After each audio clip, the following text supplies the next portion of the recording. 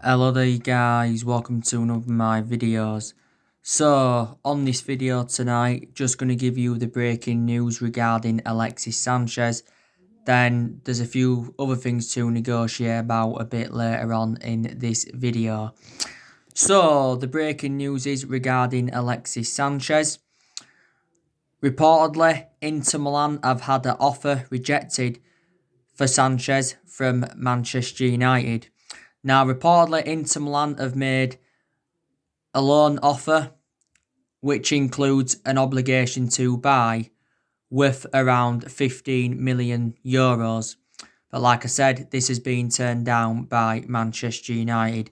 Now, obviously, Inter Milan's chef has come out and he has said that Inter Milan are interested in getting Sanchez permanently. But we want to get rid of Alexis Sanchez permanently. I don't think, we'll let Inter Milan, extend his loan for another season. Now, Sanchez did join Inter Milan on a 10-month loan last summer.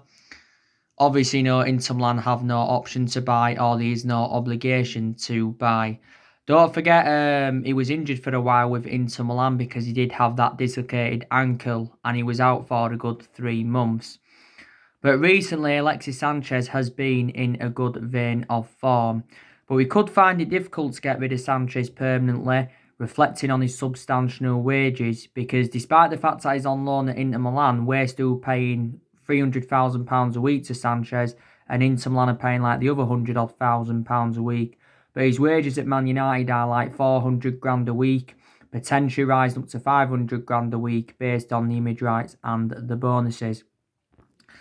I think we've said that we want around 17 or 18 million to get rid of Alexis Sanchez on a permanent transfer. Sanchez has still got a contract with us until 2022. His loan spell with Inter Milan ends on the 7th of August. So we've got to come to an agreement with Inter Milan by the 7th of August. But Solsjaker did say back in January, that Sanchez will come back to Manchester United to prove everybody wrong. There was also stories coming out, was it at the start of the resumption of the season, saying that, or was it just before that, saying that Sanchez could be coming back to Man United, but he will only be offered a squad role, because obviously, he isn't going to get in the team. But we need to get rid of Sanchez permanently, because Sanchez did endure a difficult 18 months at Manchester United. Obviously, we got Sanchez back in January 2018 as part of a swap deal of Mkhitaryan going to Arsenal. And we thought Sanchez would have been exceptional, reflecting on what he did in his 3.5-4 years with Arsenal. He also did very, very well under Pep Guardiola's guidance when he was younger at Barcelona. And Sanchez now is in his 30s. But yeah, so we've rejected a loan plus an obligation to buy offer worth 15 million euros, or is it pounds, for Inter Milan. We have rejected this, and this is coming from the Italian media. So we have rejected their offer. So that is the breaking news regarding Alexis Sanchez. Obviously, we're planning to get rid of 8 more players, including Alexis Sanchez. I think the other players Man United are going to get rid of, I think we're definitely going to get rid of Jesse Lingard, because obviously, he doesn't even get in the team now anyway. Jesse Lingard did score in our 2-0 win against Leicester, and that was his first goal for the football club since Ole Gunnar Solskjaer's first game in charge. That just indicates how inconsistent he's been. There has been teams that have been interested in Lingard. I think we'll look to get rid of Andres Pereira, because Pereira isn't getting in the team now anyway. I think we'll also look to get rid of Diego Dalot, because I don't think Diego Dalot is good enough to represent Manchester United. Diego Dalot is our backup right back to Wan-Bissaka. Obviously, he's sustained quite a few injuries this season, Diego Dalot. He's only made, I think, 1 start in the Premier League this season. We did get Diego Dalot in Jose Mourinho's final transfer window.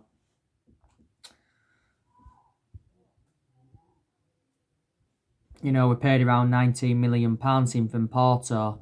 And obviously, Dalot's got a contract with us until 2023. It did say that Barcelona and PSG have actually, expressed their interest.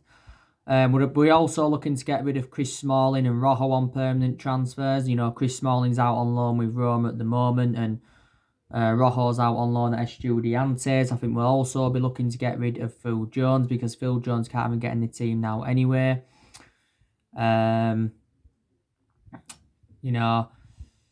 There's a possibility chance Juan Mata could leave the football club. Maybe he won't leave in this summer transfer window, but obviously, Juan Mata's now not getting in the team.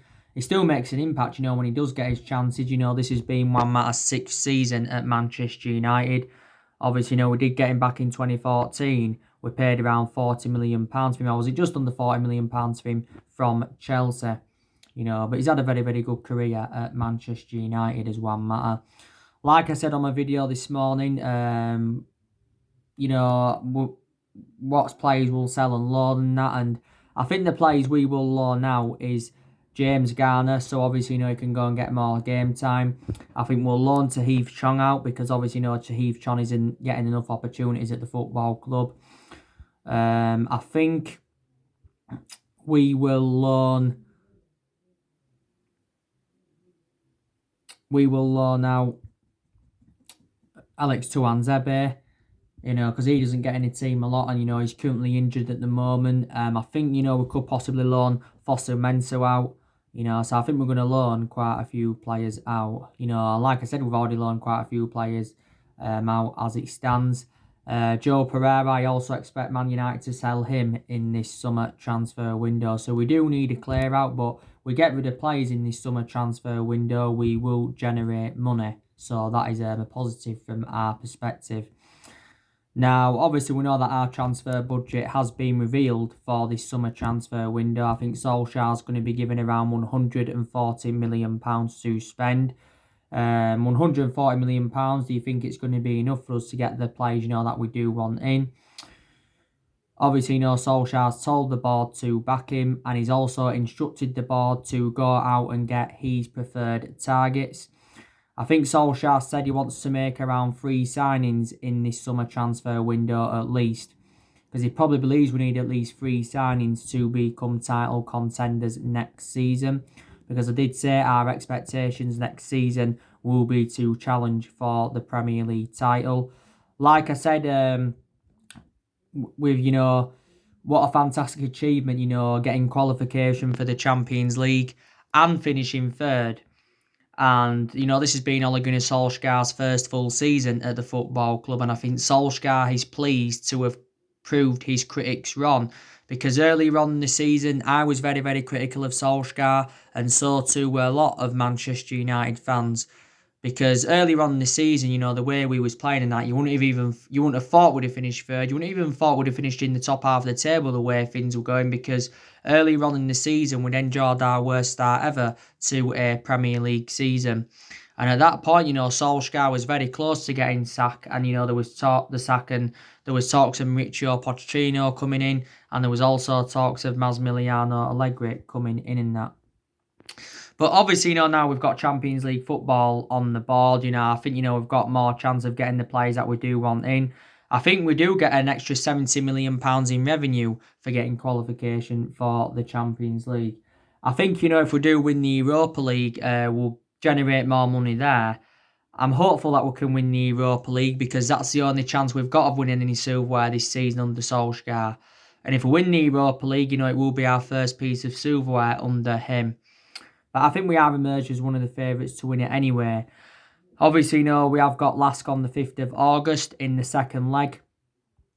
It's the second leg is the second leg against Lask because we are 5-0 up from the first leg. So we are more or less into the quarterfinals of the Europa League. But we haven't won a trophy for just over 3 years, and that's the first time since, the 1990s. And Solskjaer has been at the football club now over a year and a half. But as you all know, Solskjaer's already identified the areas in the squad where he does want to strengthen up. Obviously, he said he wants to recommend the striker in. He's looking to recommend the centre-half in, despite the fact that we've got 7 centre-halves in the team. He's also looking to recommend a holding midfielder. There's still some reports saying that he's looking to recommend the full-back in, and he's also looking to recommend a right winger into the club because there's still deficiencies in the squad that do need to be addressed. Solskjaer did recently say that he wants to make at least 3, but he said it'd be good if he could make 5 signings. Obviously, to overhaul the Manchester United squad. Solskjaer did say at the start of his managerial tenure, that he does want to make around 9 signings. He agreed this with Mike Phelan. Obviously, so far he's made 4 permanent signings at the football club as Solskjaer and spent just over £200 million on them. Spent just over £200 million on them, yeah. And he's also, got rid of a lot of the deadwood since he got recommended in to Manchester United as Solskjaer. I think we've seen over 20 players leave since he came in. Obviously, we've let a lot of senior players go, and we've also let a lot of young players go as well. But like I said, big decisions have got to be made in this summer transfer window because the summer transfer window is open until October. By the way, Solskjaer has given his transfer wish list to Ed Woodward, and the players that are obviously on this wish list is obviously Jadon Sancho, Jack Grealish. Ben Chilwell from Leicester's also been mentioned. I also think Declan Rice from West Ham's been mentioned, and Kalidou Koulibaly from Napoli has been mentioned. Now, you obviously know the news regarding Jadon Sancho from Borussia Dortmund, don't you? Now, I'll give you the news regarding Jadon Sancho earlier on today. He is our number 1 priority target. Talks between Manchester United and Borussia Dortmund have begun over a fee because we've not yet come to an agreement on a fee with Borussia Dortmund. Borussia Dortmund have come out and said, that they want £109 million for Sancho. We've said, we are not willing to pay, Borussia Dortmund's asking price.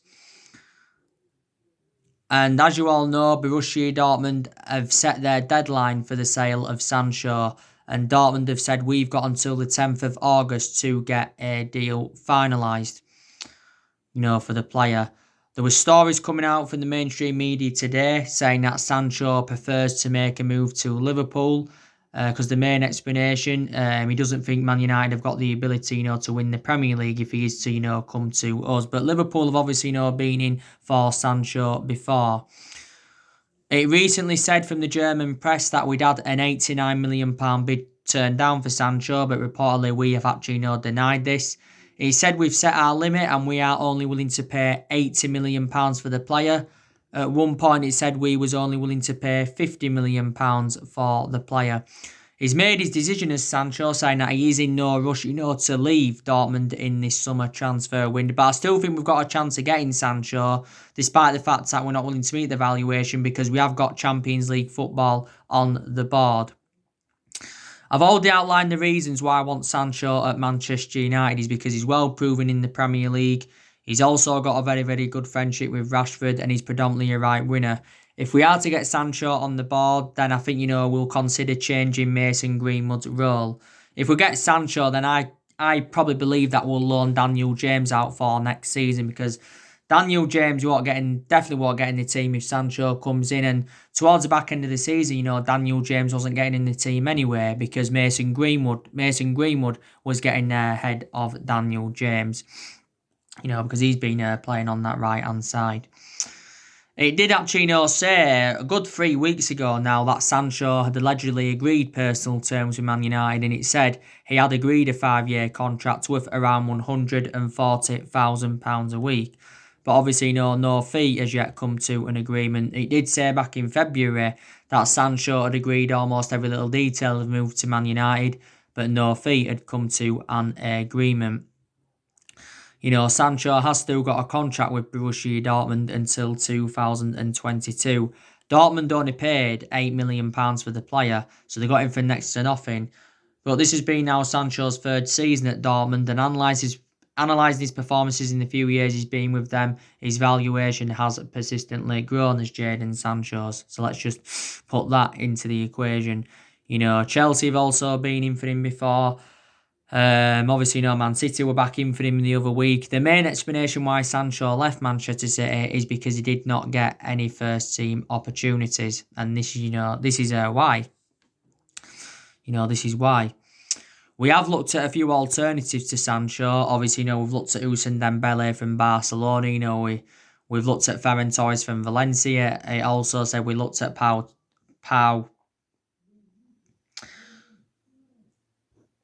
was it Pau Torres or something like I said? We looked at that player. We looked at Rabbi Matondo, Figo Almeida. So we have looked, at a few alternatives to Sancho because I will make an admission, these cheaper solutions out there than him. But we still remain in negotiations with Dortmund. Fabrizio Romano has spoken about the Sancho transfer saga quite a few times. Simon Stone was talking about the other week from the BBC. He said, we're still convinced that we can get a deal over the line for the player. But I think we've been in for Sancho since 2017.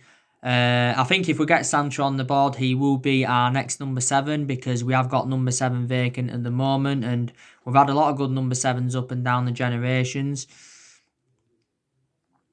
This is what I do believe.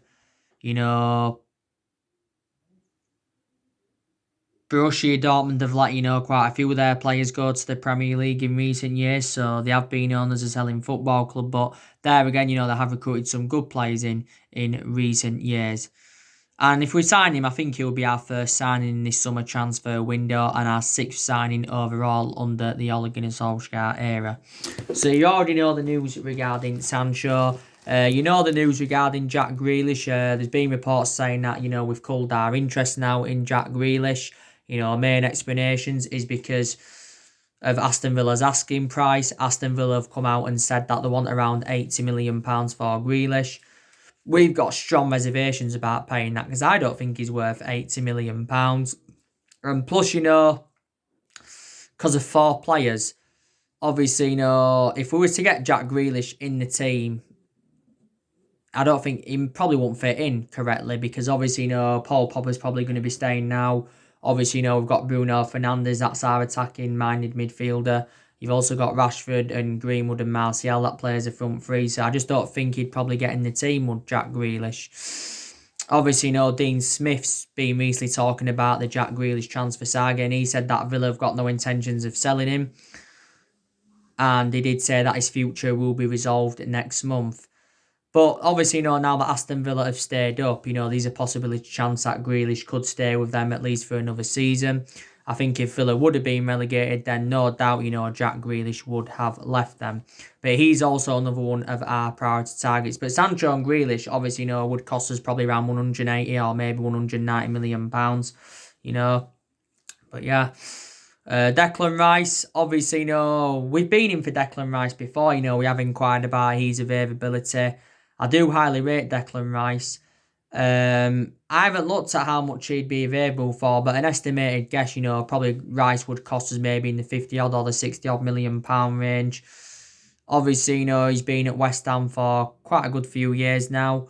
He has got a contract with West Ham until 2024. He's predominantly a holding midfielder, but he can also play as a centre-half.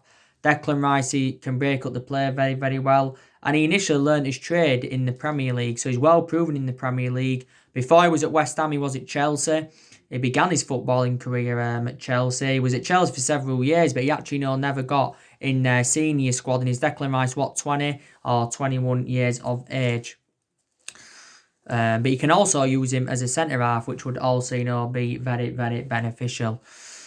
So, yeah, Ben Chilwell, I'll definitely take him at Manchester United. Ben Chilwell's a very, very good left-back. He's done very, very well at Leicester. Chelsea are looking to get Ben Chilwell on the board. Probably Ben Chilwell would cost in the 60 odd million pound range. He's been at Leicester quite a few years now. He's got a contract with Leicester until 2024. We've got two predominant left-backs in our squad, and that's Luke Shaw. Obviously, he's been our first choice left-back for several years. This has been Luke Shaw's 6th season at Manchester United. My only element of concern about Luke Shaw is that he's injury-prone. Obviously, Brandon Williams is our other left-back. And I think Brandon Williams has enjoyed a fantastic season. So, there has been so many players on our agenda. Like I said, there's a few players that have rejected moves to Man United since Solskjaer came in. And obviously, that was Haaland. He turned down a move to Man United in January. He went to Borussia Dortmund. And like I said, it was a shame that we didn't get Erling Haaland because he would have been an Ole Gunnar Solskjaer type signing. Solskjaer was the one that gave him his debut at Molde at just the age of 16. And Jude Bellingham, of course, has turned down a move to Manchester United because he also went to Borussia Dortmund and that. But I did say, there's obviously been a lot of uncertainty regarding the summer transfer window due to the financial impact of the coronavirus pandemic. But this summer transfer window is Ole Gunnar Solskjaer's fourth transfer window as Manchester United manager and that, But like I said, I have seen a hell of a lot of improvements. A lot of improvements under Ole Gunnar Solskjaer. Our recruitment's really, really improved under him. Because, like I said, we've been criticised for several years, reflecting how poor our recruitment policy's been. We've also been criticised for overpaying for players. Because I will admit, we have overpaid for players in recent years. I think we've done very, very well against the top six sides this season because we've taken a good 18, 19 points against the top six sides this season. So that's also improved. I think, Solskjaer's promoted the youth very, very well because the young players have been given their chances. But there again, there's some young players that have found game time very, very difficult and that. I think Solskjaer's decision making has slightly improved, but he needs to improve it a bit more. In some games this season, he's showed some tactical flexibility, but in a lot of games, he's been tactically naive. I think I've seen improvements on the pitch, definitely. Certain players have improved. I think definitely, the top players have improved because the top players such as Martial, Pogba, Martial, Rashford and, Shaw and that, they all endured very, very difficult times under the Jose Mourinho era. But there's still improvements needed at Manchester United. I think we need to keep the ball better. We need to be more clinical in front of goal. We need to be quicker on the flanks. Defensively, we do need to improve. And I think certain players also need to improve. But the positive is that, we are unbeaten in our last 14 Premier League games. Because, we've been in very, very good form since January. Don't forget, we did go on a 19-game unbeaten run in all competitions until Chelsea beating us in the FA Cup semi-final and all of that. Like I said, Solskjaer's got a decision to make on 8 players next year because we've got around 8 players' contracts that are due to expire next year. But to be fair, we have extended a lot of players' contracts since Solskjaer came in to the football club. But like I said to you before, even if we didn't get qualification for the Champions League and all of that, Solskjaer would have still been Man United manager for next season because this has been his first full season at the club and he's still learning and he's still in the process of rebuilding because, like I said before, it's a transition period and it has been a transition period for a while. But like I said, next season anyway is the big test for Ole Gunnar Solskjaer and we know next season does start on the 12th of September. Like I said, the vast majority of this team is not Solskjaer. He's inheriting players even from the Jose Mourinho era. There's still a few players even from the Van Gaal era. There's still Mattery from the Moyes era, and there's still a few players here from the Alex Ferguson era. But the vast majority of this team is Jose Mourinho's and that. But reflecting how long Solskjaer's been at the football club, he has gained managerial experience because Man United is the third club in his managerial career. I think now Solskjaer knows what his best formation is at Manchester United. I know he's changed formation a lot throughout the course of this season, but I think he's going to be sticking now with that 4-2-3-1. He's made a lot of rotation throughout the course of this season, reflects on the injuries that Man United have had. But don't forget there was a period where he went 5 games in a row in the league and he went with the exact same team. And that's the first time we've done that since 1993. So it's good that he's tried a few different things at the football club. It is, very, very good.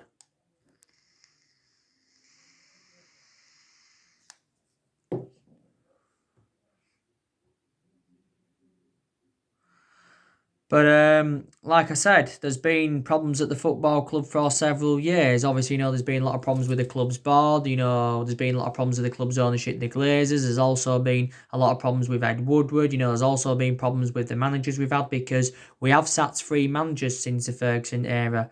And that was David Moyes, Louis van Gaal and Jose Mourinho. So we haven't really got the structure to keep sacking managers and that. But I still don't know if Solskjaer's a foreseeable future for Man United. Of course, time will tell. It really, really will and that. But we have got a good squad. We really, really have got a good squad. But as it stands at the moment, it isn't good enough to win or challenge for the league, and this is why Man United need to make more signings. Like I said, we've spent a lot of money in the last 7 years on players. We've recruited a good 32, 33 players in since the Alex Ferguson era. Under Moyes, we brought Fellaini and Maturin. Under Van Gaal, we brought around 16 players in. That was Schneiderlin, Sebastian Schweinsteiger, Di Maria, Falcao, Memphis Depay, Daley Blind, Rojo, Darmian, Martial Shaw, Romero, Herrera. They're the players that we brought in under Louis Van Gaal. And like I said, Mourinho brought 11 players into the football club. And so far, Solskjaer's brought 5 players in to the football club and that. But people say, reflect on the money we've spent on players, we should be, in much more of a commanding position, than we are in and that. But like I said, we dropped a lot of points, didn't we, this season, against teams that we should have beat. We should have beaten Palace at home. We should have beaten Southampton away. We should have won at Watford away. We should have won at Newcastle away. We should have beaten Burnley at home. So there's, points thrown away there. But yeah, big improvements from last season, because last season, I think, we actually, finished 6th. So let's just put that into the equation. But we're now replicating, what we did in that 3-month period when Solskjaer was the interim manager and that. But yeah. But I'm delighted that the transfer window's open. Like I've said, Chelsea, they've done very, very good business so far. They've brought some good players in. They brought Werner in for 48 million. They brought Hakim Ziyech back in February for around 37 or 38 million from Ajax.